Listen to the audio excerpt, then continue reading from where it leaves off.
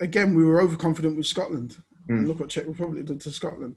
So we can't be going into this game and thinking that we deserve to win just by turning up. We've got to actually perform.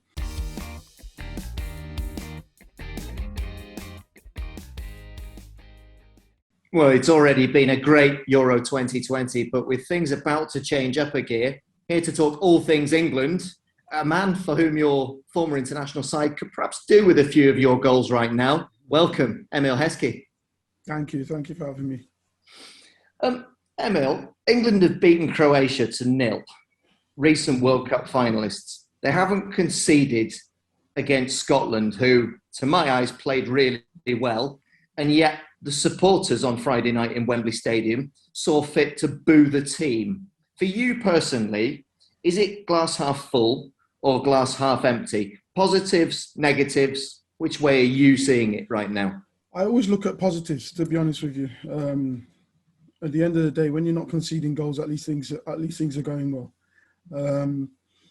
When you're not scoring, then you're obviously going to be looking at it in a different light, aren't you? One thing I will say is we like to jump on people's backs at times and criticise them, but when you're talking about Harry Kane, he's our go-to man to get goals at times, and he's really saved us over the years. So there's times when people need you as well. So I think we need to gather around and really support him and really try and push him to get back to where we believe he should be. I was going to say that the word we used when we were having our own behind-the-scenes chat was overreaction, because, the fans had a little bit of a lack of contentment at the final whistle against Scotland. There was a bit of frustration. And yet, beat the Czech Republic, and England will have sailed through the group stage with 7 points, for heaven's sake. What more can they do? Crikey. Look, I think this is the thing. I think when you're playing your closest rivals, at times you get carried away a little bit, and we want to beat them so badly that at times we overlook where we are actually at the moment. We're in a really, really good position. You're looking at Spain, not really hit the ground running. You're looking at France as well, who've shown one game but not showed it in both. You're looking at Portugal as well. You're looking at Belgium as well. Why are we any different? We're not ahead of them in the FIFA ranking, so why are we any different? I think we just got to allow our lads to express themselves, get behind them, and really spur them on to be the best they can. Totally agree with you. And it's not as if there isn't a precedent which tells you that England previously start slow and end strong, because I know it's before your time, but we'll remember Euro 96, football's coming home. And yet, after the first game, 1-1 against Switzerland, even back then, 25 years ago, people were scratching their heads.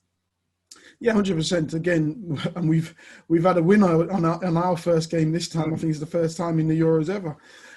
So I think, we probably do. We do get overexcited, and then it's doom and gloom when doom and gloom isn't really there. I think we need to look at things realistically and look at where we are as a nation, as a footballing nation as well.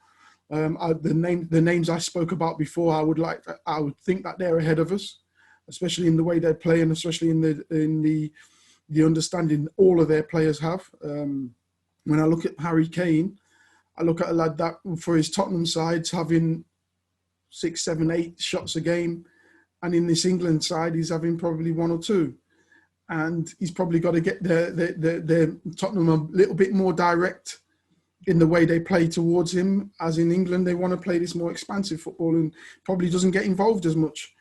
So he's having to find his way as well. So it's all, I wouldn't say trial and error, but again, it's all getting gelled together and getting used to. I was going to say, isn't it better to get the couple of rusty performances out of the way early doors? And particularly when you talk about Harry Kane, there can be few people, Emile Heskey, better placed anywhere in England to talk about what he's facing now, the task. That must be a lonely place when you're a key international striker with a nation's hopes and expectations on your shoulders directly. What's it like when maybe 1 or 2 games go by, people are saying, oh, change him, take him out the team? How does that feel in your own mind? And if he was to text you or to call you today, what exactly would you say to Harry Kane? The thing is, for me, is who's actually in charge. You're in charge, and your manager and your players. Now the players all back him, and the players all love him, as you can see.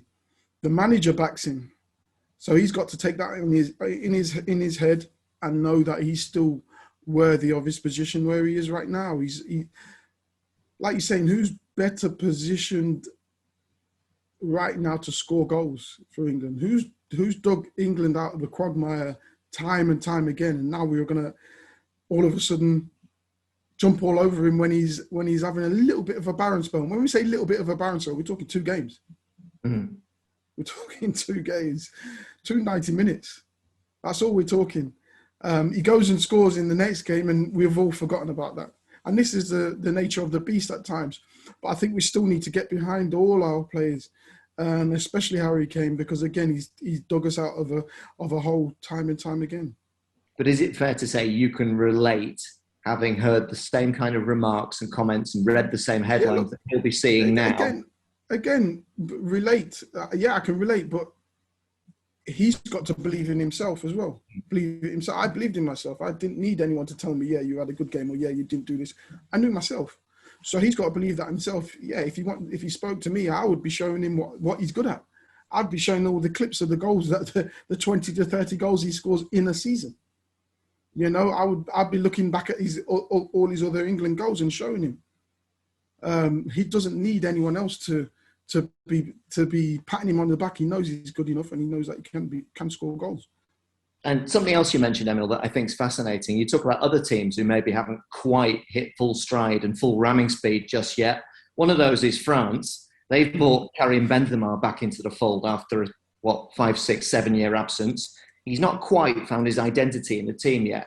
And yet, if he hadn't shinned that chance wide against Hungary, in the same way that John Stones, if his effort against Scotland goes just a couple of inches the other side of the trajectory of the ball, suddenly both those teams win those games. The knee-jerk reaction, which is frustration, is euphoria. Fine margins in international football and some pressure for you athletes. 100%. Again, we've dealt with that pressure over years. That pressure is normal for us, and that's probably what makes us strive to be better and to be the best. Benzema's been out of the fold for a while now, so he's probably just getting his bearings again. Because when you've been out of that situation for five years, that dynamics you've missed that dynamics a bit. There's other young players coming in who are fantastic as well, who are probably taking up more of the mantle now and taking up more of the key roles. But you seem to find your little niche in your little area. He'll find his feet because he's a fantastic player.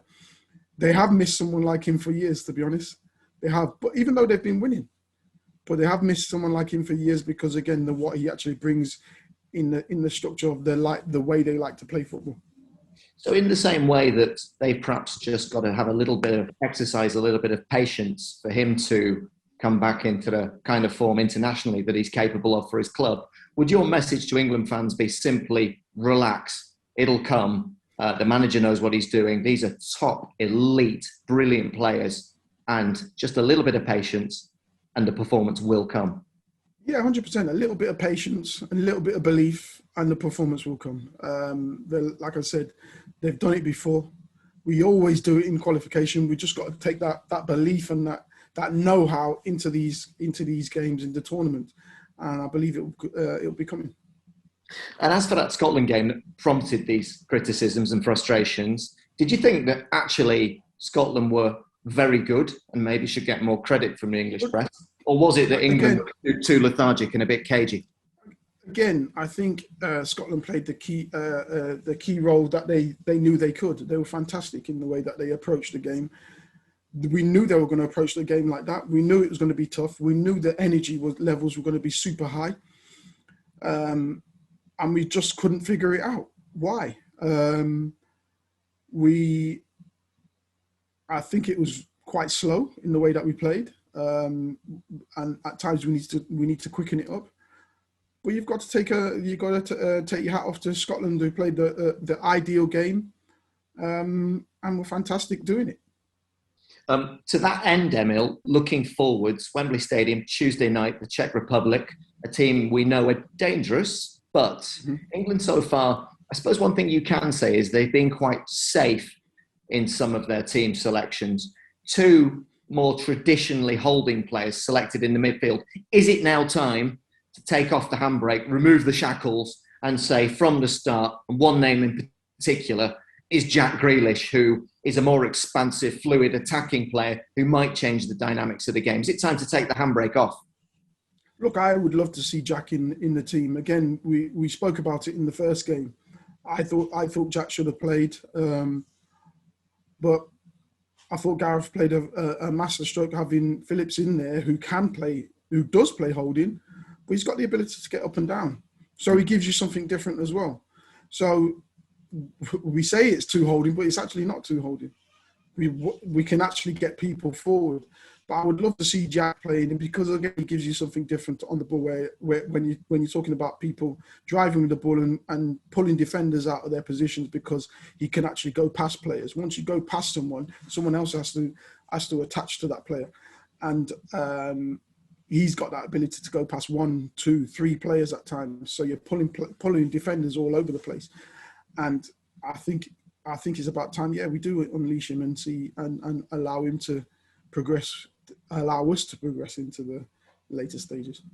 Well, it feels as though, as a supporter, it feels as if England are only 90 minutes away from really lighting the blue touch paper and giving somebody a hiding and really exciting the nation. But for the Czechs, we shouldn't be too much overconfident, shall I say, because would you agree that they're a team that, given the opportunity, they can hurt us, given what they achieved in Hampden Park last Monday against Scotland, particularly the goals of a certain Patrick Schick? That second goal, something special, Emile.